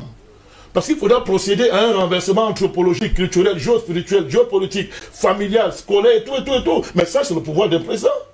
Parce qu'il a dit qu'il va fabriquer de nouveaux êtres humains en Afrique. C'est ça qu'on est en train de dire. Et suivez mon regard, les nouvelles générations seront des générations transhumanistes. Comme beaucoup de Noirs aux États-Unis sont transhumanistes. Et c'est eux qu'on met devant, les Kamala Harris et tous ces voyous-là. On les met devant comme représentants de la race noire aux États-Unis. Ils sont tous transhumanistes. Ils ont perdu leur africanité. Donc il dit ça. Deuxièmement, M. Goss, si quelqu'un n'est pas président de l'Afrique, pourquoi il crée un conseil présidentiel africain? Dites-moi un président dans le monde avec qui l'Afrique a des relations, qui a un conseil présidentiel africain. Et qui s'en vante officiellement. C'est-à-dire quand il a crié, c'est pas dit que c'est même pas un cabinet secret, il dit que ça va être l'outil de sa politique africaine. Il a dit. Vous connaissez un président dans le monde qui a un conseil présidentiel africain? Du tout. Bon, ça veut dire que c'est le vrai président. Le président français, le vrai président de l'Afrique. Plus grave encore. Il dit ouvertement que non. Il va choisir les présidents qu'il va inviter au sommet France-Afrique. Il va choisir. Il y en a qui le félicitent et ceux qui ne félicitent pas. Donc, M. Macron vous dit qu'il revient au président français de dire qui est président en Afrique ou pas. Monsieur, pour le faire, il faut être le vrai grand président d'un continent. M. Macron prend sur lui, M. Goss, de dire, dans les chantiers urgents, il y a un chantier qui est intéressant, le plus grand chantier que l'humanité a connu, c'est la restitution du patrimoine africain. Dites-moi, M. Goss, si M. Macron n'est pas le président de l'Afrique, comment un individu sérieux peut oser engager un tel chantier, en écartant les chefs d'État africains, en écartant les chefs traditionnels, en écartant toutes les autorités les plus représentées de notre continent, pour aller créer un groupe d'amis, soi-disant africains, Felmin Sarr et M. Savoyer, à qui il demande un rapport, mais qu'on va écrire la nuit, et leur donner ça le jour de lire, et c'est là-bas de ce rapport, M. Macron organise la restitution, entre guillemets, de notre patrimoine. M. Goss, vous savez l'outrecuidance, vous savez le crime qui a derrière une telle démarche. C'est ce qu'on appelle un patrimoine. Un patrimoine, ce n'est pas seulement un objet. Mais que faites-vous des civilisations qui ont enfanté ce patrimoine? Que faites-vous des arts de vivre que vous avez, qui ont enfanté ce patrimoine? Que faites-vous de toute la créativité historique qui a généré ce patrimoine que vous avez volé? Et pour le voler, il fallait auparavant détruire ces civilisations et ces arts de vivre, mon cher Goss. Et un matin, vous vous levez. Vous dites que vous remettez le patrimoine. Monsieur Goss. Et vous vous vantez de cela. Vous ne pouvez le faire que si le continent-là vous appartient. Et c'est votre propriété, monsieur Goss. Lorsque un dirigeant vous dit que l'avenir de la France, c'est l'Afrique, et M. Macron l'a répété encore à la suite du Sénat français, je voudrais vous rappeler que le Sénat, c'est une instance institutionnelle de premier niveau en France. Qu'un Sénat s'asseye, pour se réfléchir, et fasse un rapport pour dire que l'avenir de la France, c'est l'Afrique, et que le président le reprenne quelques mois après, alors moi je vous pose la question. Si notre avenir, c'est la France, si l'avenir de l'Afrique, c'est l'Afrique, si l'avenir de la France, c'est l'Afrique, moi mon avenir est où? C'est la véritable interrogation. Hein, je pose la question, je parle aux Africains. Si la France dit que son avenir, c'est l'Afrique, moi mon avenir, c'est où? Vous avez déjà entendu un président africain? Vous voulez m'aider? C'est la France. Sauf que quand tu prends le bateau, on te conduit chez toi. Mais à défaut le on met les bombes, en tout cas. Président, tu as contre de crédit. Moi, j'ai donné deux mots pour simplifier. Ça, c'est l'esprit scientifique mathématique. Un, ils sont racistes. Qualification première. Deuxièmement, ils sont irrationnels, émotifs. Je pense que ça résume. Non, je ne lui accorde pas. Je vous dis, non, je ne sais pas l'individu qui accorde le crédit. Je parle de la politique française. Non, c'est pour résumer, quoi. C'est ça qui est constant depuis 50, 60 ans. Si on laisse de côté la... Mais c'est irrationnel de dire l'avenir de la France, c'est l'Afrique, et les Africains, ils viennent en France, tu les remets dehors. C'est irrationnel. Je suis d'accord. Oui. Nous sommes d'accord dessus, tu le sais. Mais j'ai dit que cette irrationalité, mais là, voilà, il faut la présenter aux Africains. Et ses conséquences, c'est que l'irrationalité organisée en État, qu'on appelle France, nous dit quel est notre avenir. Mais c'est grave. Qu'un pays dise qu'un continent est son avenir. Le monde entier, les gars, on entend de voir. Quand on ramasse tout ça, vous pouvez encore oser nous dire que le problème de l'Afrique, ce sont les dirigeants. Ils existent. Les dirigeants existent. Nous avons des pasteurs dans ce continent. C'est ce qu'on appelle un pasteur. Nous avons des apôtres, des prophètes dans ce continent. Et écoute, nous avons des imams. Est-ce que Mohamed, là, que les musulmans prennent pour référence, pouvait accepter un truc comme ça, de la bouche de quelqu'un qui n'est pas musulman? Non, il faut comprendre. C'est-à-dire que il faut savoir si en Afrique il y a les êtres humains. Parce que quand vous déclarez la guerre comme ça, vous faites quoi? Vous vous défendez, au moins. Donc, que vous vouliez ou pas, Macron, la France nous déclare la guerre, M. Ngos. Ben, il faut s'organiser pour détruire la France. Il faut s'organiser pour la défaire. Parce que toutes les voies d'humanité, toutes les voies de pacifique, on a dit on dialogue, on est pacifique. Nos présidents sont des grands diplomates. Ils font la diplomatie, même plus que les inventeurs de la diplomatie. Vous avez des prêtres qui prient. Vous avez des gens qui disent qu'on a fait tout ça depuis. Le bilan, c'est quoi? C'est qu'un enfant de 40 ans, mentalement déréglé, dépravé, vient nous dire que c'est lui notre chef en plein 21e siècle. Vient présenter au monde entier un projet de recolonisation achevé en plein 21e siècle. Mais c'est ça qu'on fait quoi? On vous comprend, président Badakani, hein, vous êtes justement révolté, c'est le cas également. Je ne suis pas révolté, je fais une démonstration intellectuelle. On vous a compris. Oui. Non, quand on dit révolte, c'est que je fais une démonstration intellectuelle. C'est ça aussi, hein. C'est ça aussi. Et nous sommes modérés. Très modérés. Cette modération doit s'arrêter. Voilà. En tout cas, pour le président Badakani, il faut arrêter d'être diplomate, pacifique, modéré, comme il a d'ailleurs utilisé les termes.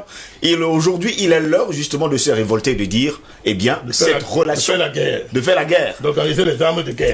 Voilà. Cette relation doit forcément s'achever. Il faut un divorce. Voilà. Oui, je voudrais rappeler à la suite de président Badakani que dans son interview, M. Macron occulte volontairement, n'est-ce pas, le scandale de la traite négrière. Ça. Il occulte volontairement le scandale de la crise migratoire.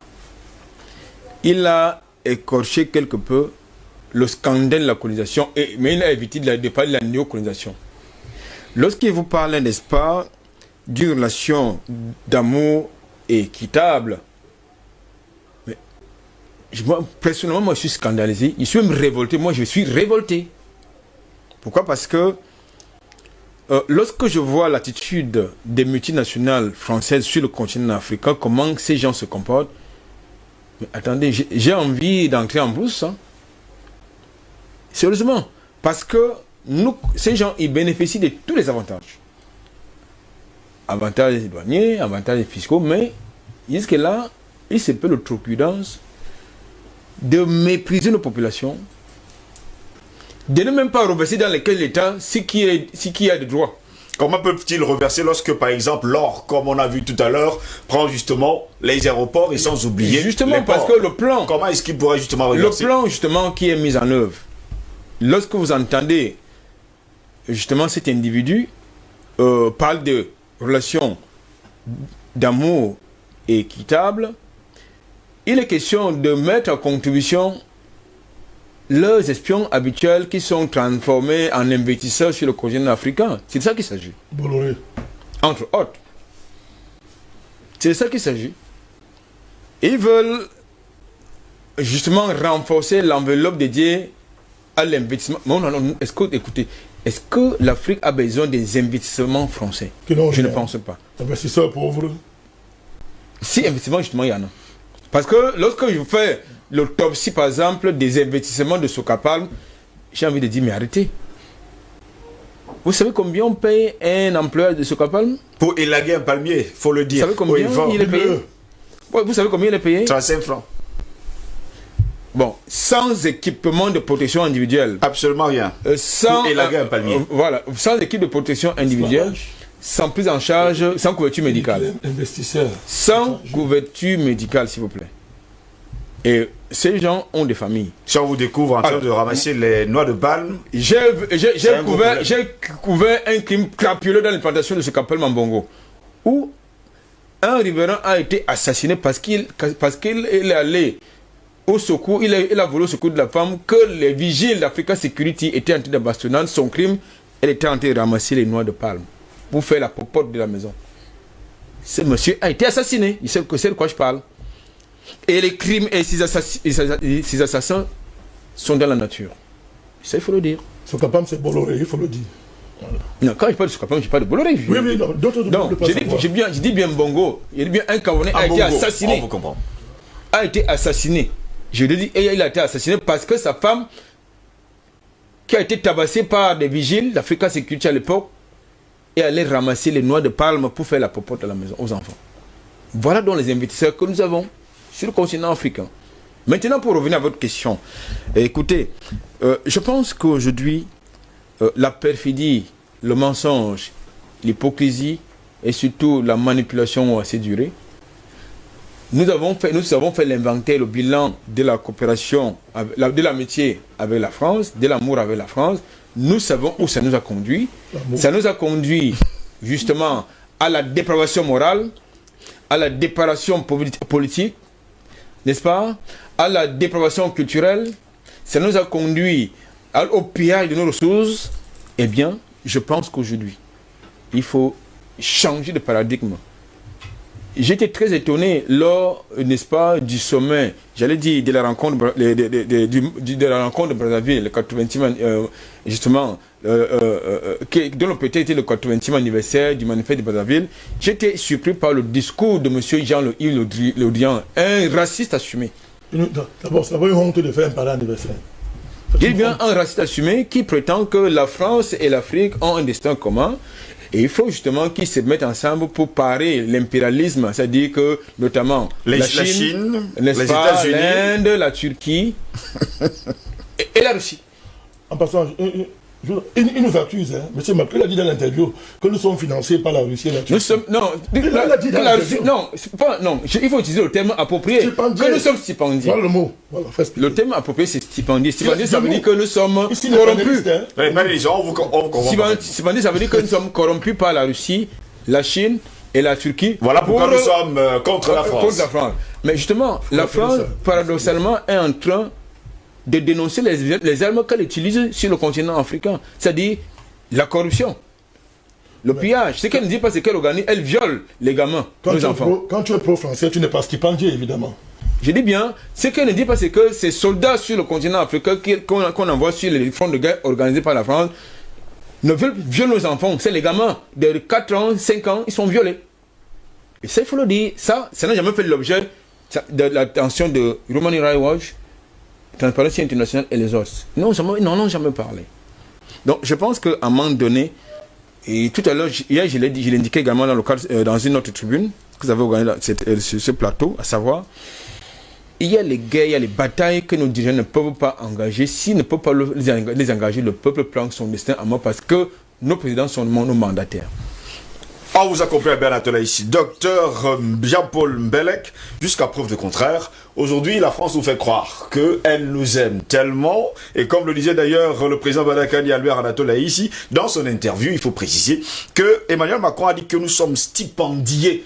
Et forcément, nous sommes stipendiés par la Russie, la Turquie, qui nous donnent de l'argent pour que nous soyons justement anti-français.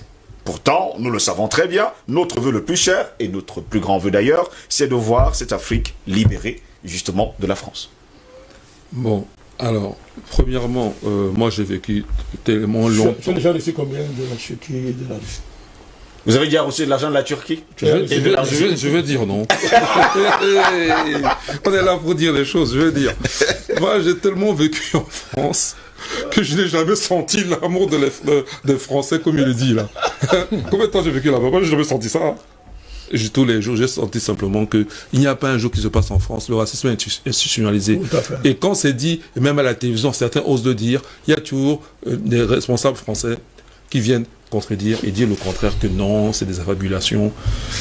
J'ai tellement vécu en France que tous les jours, tous les matins, quand tu es dans le métro, tu sors, dès que tu sors de chez toi, ou tu allumes la télévision, tu sens déjà le racisme. Parce qu'il n'y a pas un jour où on ne parle pas des immigrés de façon négative. Oui. Il n'y a pas un jour, même leurs descendants, même leurs enfants, de façon négative. Justement, c'est parce qu'il a, dans son interview, justement, il a évité ce sujet-là. Parce que pour eux, c'est un sujet tabou. Bon. Or, ici, au Cameroun, par exemple, les Français sont là. C'est pas à chaque fois, non, on les casse la tête. La preuve, c'est que quand on parle maintenant, c'est parce que Macron a dit quelque chose avant. Et puis, c'est pas toute la journée qu'on va leur casser la tête, de toute façon. Et demain, ça sera pas ça. Donc, le défaut... Mais il faut le faire tous les jours, alors. Certainement, peut-être qu'il va falloir réviser le changement de paradigme, comme dit à 3A. Oui. Président Madakani, par rapport à ce que tu as dit juste avant, là, c'est quoi? Quand Macron appelle... En fait, parce que j'ai chuté rapidement. Mais il ne faut pas non plus être trop long, c'est normal, donc je chute. Quand Macron appelle le président Ibeka à Gao, ça veut dire que, je vous ai dit que Gao, c'est la capitale historique par rapport à Bamako. Ça veut dire que j'ai pris possession du territoire. Tout à fait. C'est pour aller dans ton sens. Et on l'appelle jupitérien. Donc c'est un extraterrestre, donc c'est pas un humain. Parce qu'un humain, c'est un terrestre. Lui, il est jupitérien. Donc avant même qu'il commence à gérer même le pouvoir, une fois qu'il a été président élu, entre guillemets, c'est à la mode, et il était déjà qualifié de jupitérien. Tout à fait. Donc, c'est lui qui dit qu'il est jupitérien. Oui, c'est ça. Donc c'est un extraterrestre. Donc si tu es extraterrestre, tu n'es pas humain. Je comprends ça. Bon, donc il y a dans sa logique là. Et il accueille Ibeka à Gao, 1200 et quelques kilomètres, 1250 kilomètres à faire. Ça veut dire que j'ai pris possession de chez toi. Et maintenant, viens te soumettre ici.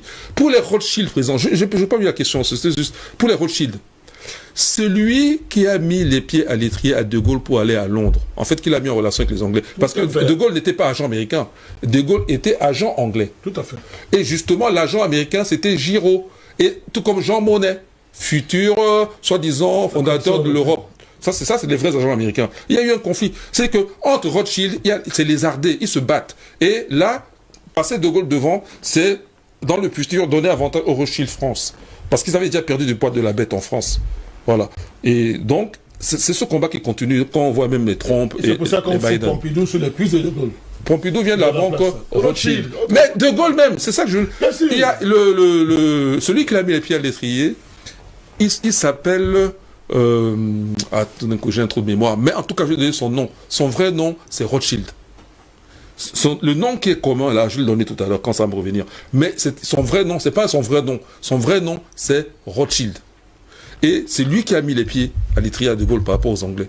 Et pour le départ à Londres. Tout à fait. Voilà. Donc maintenant, je reviens sur la question. Non, moi je pense que tout ce qui a été dit là est suffisant. Haïti et puis président Badakani. Je prends l'or du Mali. Si les gens sont capables de voler des lingots, de les faire passer par la douane, des canaux, oui, non. Dans les avions. Pas les canaux officiels. Oui.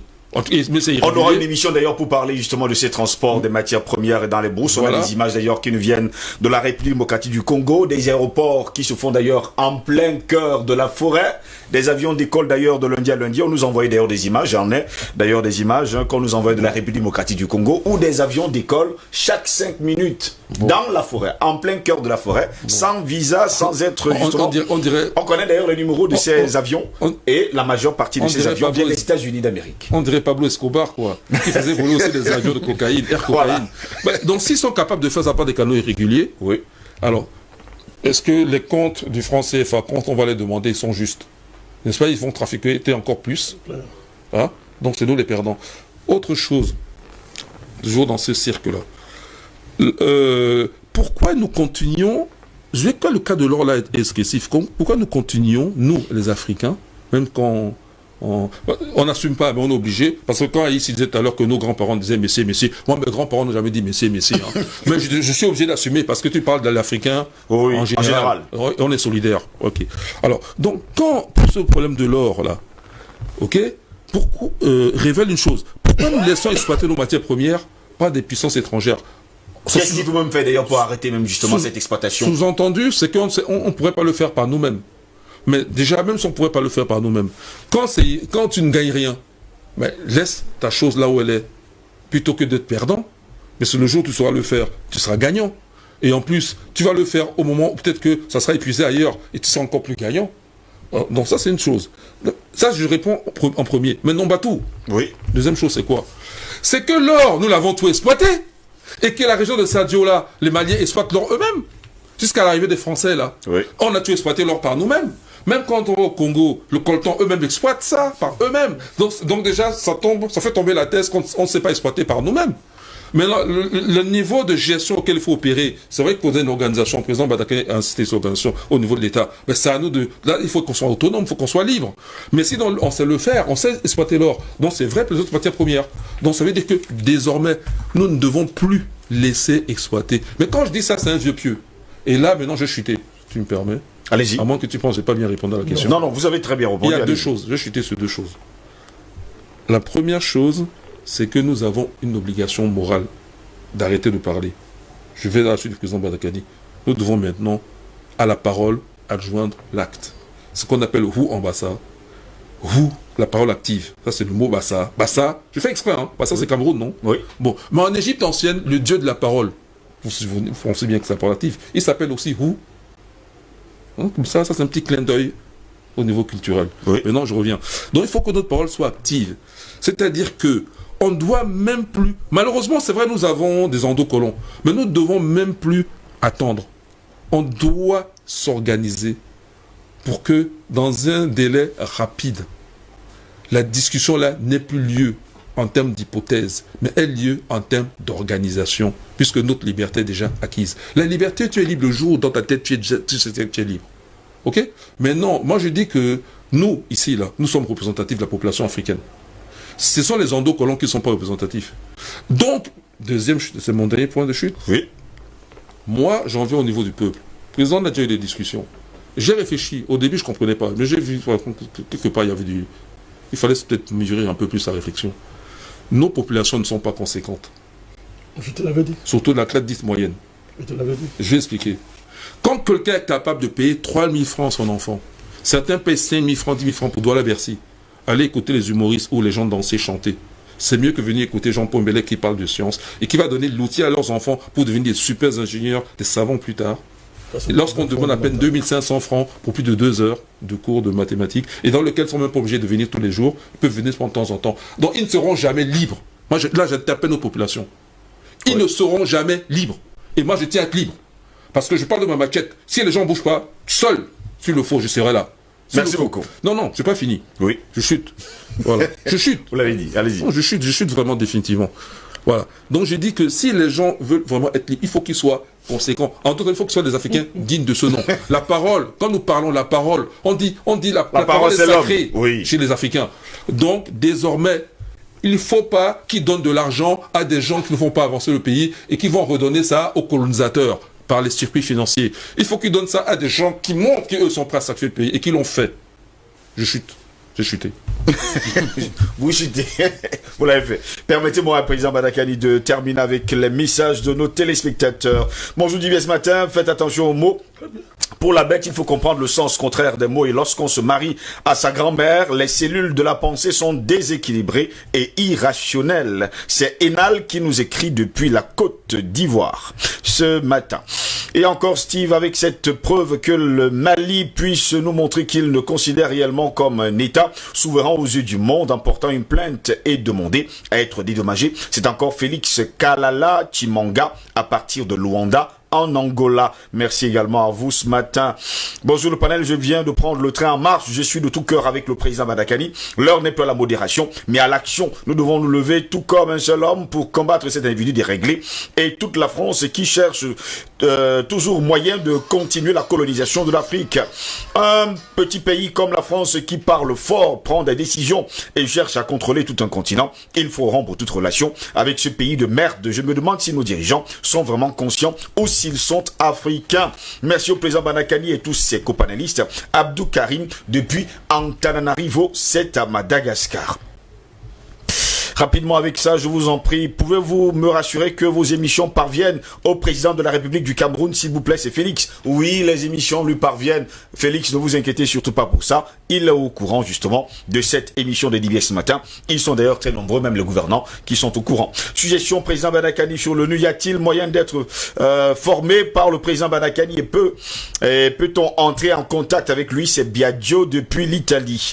Vous pouvez entrer justement en contact avec moi et puis je vous donnerai justement le numéro du président Banakani pour entrer en contact avec lui.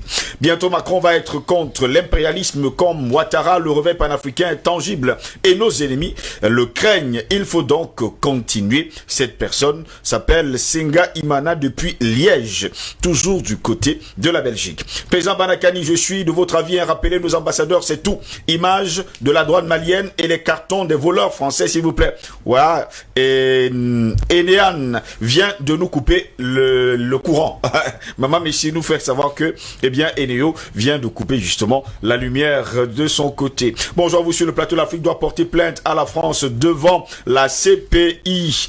Arsène de Docteur depuis PK10 dans l'ambassade, bien vouloir m'ajouter dans le groupe WhatsApp. Ce sera fait, j'espère. Machiavel qui nous écrit également, président, moi je suis derrière vous. Machiavel, dent pour dent, œil pour œil. On vous a compris également. Bonjour, la patate qui s'est laissée manger crue. Que tous les Africains deviennent le macabo. Là, quand la France reviendra pour manger, ils auront des démangeaisons qui finiront par les détruire. Élie du Nord, s'il vous plaît, ajoutez mon numéro dans votre groupe WhatsApp. Merci également à vous, on vous comprend parfaitement. Bonjour DBS matin, si on avait dit à la France que l'Afrique allait se réveiller, elle n'allait pas croire. Ça me rappelle le dicton, un blanc qui avait dit, je cite, quand l'Afrique se réveillera, ils nous l'enverront dormir. Et moi, je lui réponds, quand l'Afrique se réveillera, la France périra. Merci beaucoup pour ce que vous faites. Merci beaucoup au président Banakani, à monsieur AAA, au docteur Mbelek. S'il vous plaît, intégrez-moi dans le forum. Merci encore et bonne journée. C'est Blaise depuis la cité SIC. Merci également à vous, Blaise, depuis la cité SIC. Bonjour Didier ce matin. Merci pour toutes les analyses. Beaucoup de courage à vous pour tout le travail, pour ce travail que vous vous donnez. Je vous assure, à cette allure, tout ira bien pour l'Afrique dans le temps à venir. S'il vous plaît, je souhaiterais que vous m'aidiez à intégrer dans le forum WhatsApp Fan Club DBS ce matin. Merci à vous tous. Longue vie. El Hadj Ahmadou depuis Yaoundé. Apparemment, quand on dit El Hadj, ça signifie que la personne est déjà partie au Hadj. Il a fait le pèlerinage. Il a fait le pèlerinage. Il a tourné autour de la pierre. Il a tourné autour de la pierre, d'accord. Bon, je dis, voilà la vérité. Il y a quelques semaines, je vous avais envoyé des photos dont on voyait les militaires français avec des chars dans un trou en train d'exploiter l'or. Et voilà, aujourd'hui, c'est confirmé. Et c'est la mission de l'opération Barkhane et autres au Mali. C'est Salifou Issoufou depuis Lomé au Togo. Bonjour Steve, pourquoi tu n'as pas lu mon message aujourd'hui? Je l'ai lu ton message aujourd'hui, Salifou. Ne vous inquiétez pas, vous qui nous suivez depuis le Togo. Je lis tous les messages, je suis encore en train de les lire. Bonjour grand frère Steve et aux brillants intervenants. Je salue le président Banakani. Apparemment, le président français commence à se plaindre de nos médias. C'est le début. On va couper la tête de la bête. On va l'arracher. Vive le Cameroun, vive le monde des humains. Patna Ken Jean Noé depuis Paris en France. Bonjour Steve, un soulèvement révolutionnaire des peuples africains plus que jamais nécessaire, mais un soulèvement sans les pro-français, sinon cette révolution sera étouffée dans l'œuf. Bonne continuation à vous. Merci également à vous. Bonjour à vous sur le plateau. Au moment où la France accuse la Russie de financer l'Afrique, l'armée malienne a arrêté ce week-end des militaires français avec des caisses d'or. Le déclin de ce petit pays a bien commencé. Joseph Loga depuis Douala. On vous comprend également. Bonjour à tous les invités sur le plateau d'NBS ce matin. Il n'y a pas d'amour entre les nations, il n'y a que les intérêts. Le problème de nos pays en Afrique, ce sont nos dirigeants qui ne sont pas assez charismatiques pour dire non aux pays occidentaux ou négocier les accords bilatéraux économiques gagnant-gagnant. Kagame est un exemple que nos dirigeants doivent suivre. Il a su dire non plusieurs fois à la France et la Belgique et il est le président le plus respecté de toute l'Afrique subsaharienne. Et nous constatons les résultats économiques sur son pays. C'est Alphonse depuis Yaoundé ce matin. D'autres messages rapidement. DBS matin, c'est ce qu'on peut avoir un contact du président, du professeur Banakani afin que nous fassions des suggestions. C'est Enal depuis la Côte d'Ivoire. Je vous l'ai dit, faites-moi signe, vous aurez son numéro. Salut DBS, comment vous allez? Je vous suis, mais je ne sais pas si c'est le direct ou la révision, pardon, je veux votre programme pour vous suivre en direct. Merci s'il vous plaît, c'est nécessaire pour moi. Je vous ai dit, vous êtes en direct actuellement, si vous nous écrivez, c'est que vous êtes en direct actuellement. C'est tous les matins de 7h à 9h, heure d'Afrique centrale. Il nous arrive justement d'arriver à 9h30. 6h30 heure d'Afrique de l'Ouest. 6h, heure d'Afrique de l'Ouest. Donc de 6h à 8h, heure d'Afrique de l'Ouest. Et parfois jusqu'à 8h30, heure d'Afrique de l'Ouest, comme ce sera le cas justement ce matin. J'espère seulement que ce format pourra le garder jusqu'à 8h30. Mais bon, vous saurez, vous êtes en direct. Et maintenant, la rediffusion justement, chez vous là-bas, je pense que c'est à 22h. Heure d'Afrique de l'Ouest, donc vous pourrez nous avoir. Président Madakani, pour sortir rapidement de cette édition. Des gens nous ont demandé des propositions. Oui. Allons-y rapidement. Comment la France fait pour tenir l'Afrique? La France a des armes. Plus que 2 minutes, allons-y. La France a des églises. Elle a un pape. Il y a les mosquées. Il y a les instituts, des universités. La France a une classe politique et des alliances géopolitiques. Oui. C'est ce que nous devons faire. C'est ce que nous devons faire simplement. Deuxièmement, pour démontrer à la société que la France est un pratique du racisme institutionnalisé, De Gaulle avait dit qu'il est normal que nous ayons en France des jaunes, des noirs, des rouges. Mais ils doivent toujours être minoritaires en France. Parce que les racines de la France sont gréco-romaines, sont gréco-latines et chrétiennes. Sont grecques, latines et chrétiennes. De Gaulle avait dit. Ça veut dire quoi? Ça veut dire que la politique institutionnelle française, c'est de s'assurer que tous ceux qui sont non français de souche soient minoritaires. Merci beaucoup. C'est un génocide. Ceux qui ont dit non en Afrique, je réponds à un téléspectateur, que c'est pas seulement de dire non. 1 minute. Sankara a dit non. Lumumba, Kadhafi, Gbagbo, on les a tués. Il est question aussi que les peuples sachent protéger les leurs, ceux qui disent non. Et là, je rejoins Mbele qui interpelle les populations. Je vous avais dit, professeurs, les populations ne sont pas innocentes. Je vous l'avais dit. Je suis heureux que vous ayez retrouvé ça. Kagame n'est pas un exemple. M. Kagame est parmi les ennemis du continent africain. Pour l'instant, il n'est pas seulement sur notre table. On va s'occuper de lui bientôt. C'est un ennemi du continent africain, M. Kagame. Merci beaucoup, président Madakani. Docteur Jean-Paul Belair, vous nous disiez justement que celui qui s'appelait du Road Trade, c'est Georges Mandel. Georges Mandel. Voilà, justement, on vous comprend. Merci beaucoup d'avoir été là ce lundi matin pour cette édition de DBS Matin, la première du genre de cette semaine. Merci de m'avoir. On espère justement vous avoir au cours de la semaine. D'accord, il n'y a pas de problème. Il n'y a pas de souci, c'est que vous êtes disponible. Président Madakani, merci également d'avoir été là. Nous, forcément, on va se revoir. Hein. C'est vous mon patron, non?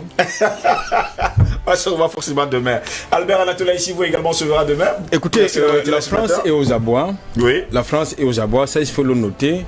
Et je pense que si nous maintenons la pression, parce que tout à l'heure j'ai indiqué qu'il y a les batailles que les dirigeants ne peuvent plus mener du fait de ce qui soit tenu par certains accords ou bien par certaines choses bizarres. Il appartient maintenant au peuple qui est le mandant de ces dirigeants de récupérer son mandat et d'engager la lutte de libération. La guerre. Et il y a également, président Madakani, quelqu'un qui nous écrivait sur Facebook ce matin pour nous dire qu'il faut qu'on affiche tous les noms des corrompus qui veulent voir Bolloré revenir au port. Mais un des moyens de faire la guerre à la France, ce n'est plus aller en France. Vous pouvez avoir pour ennemi un pays qui vous tue et être fasciné par ce pays. Je suis désolé de le dire. C'est totalement vrai. Une des manières de combattre la France, c'est de ne pas aller en France. Qu'il y a quoi en France? Absolument rien.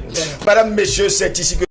La France, qui n'a pas de mine d'or sur son sol, possède la 4e plus grande réserve d'or au monde, avec 2436 tonnes, d'une valeur d'environ 111,8 milliards de dollars. Ici, Christine Muriel, pour Universal News TV.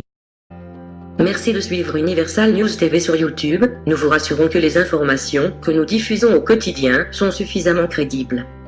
Alors, n'hésitez pas à liker la vidéo si elle vous plaît, et si vous êtes nouveau sur la chaîne. N'oubliez pas de vous abonner et d'activer la cloche de notification pour ne pas rater nos prochaines vidéos.